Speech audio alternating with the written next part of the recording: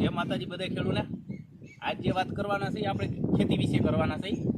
ખેતીમાં આપણે જે માંડવીમાં આપણે ખાતર અને દવા જે છાંટી હતી એ 19 અને 3 એકા નામનું હતું, જે કે ફેરેટ સલ્ફેટ આવે।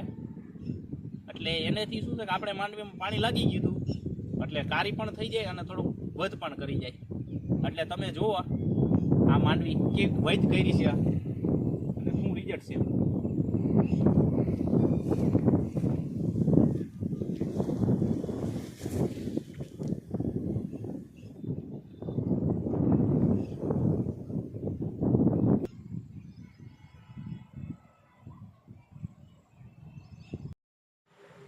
આપણે આ ફોટા 12 દિવસ પહેલાંના છે, જે માંડવીમાં આપણે 19 ખાતર અને 3 એકા નામનું ખાતર જે છંટકાવ કરતા હતા ત્યારના છે।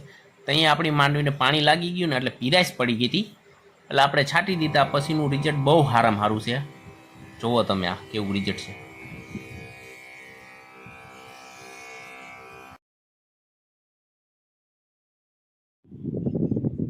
તો તમે બધાએ જોયું છે અમારી કેવી માંડવી છે, તો અમે એવી રીતે કહીશું કે તમે પણ ખાતરનો ઉપયોગ કરો અને દવા છાંટો તો તમારે માંડવી થોડી સારી થાય અને વૈદ્યને વિકાસ કરી જાય। પણ જે ખેડૂતને પાણી લાગ્યું હોય ને એને આ બધું કરવાની જરૂર છે, ખોટો ખર્ચ ન કરાય ખેતીમાં।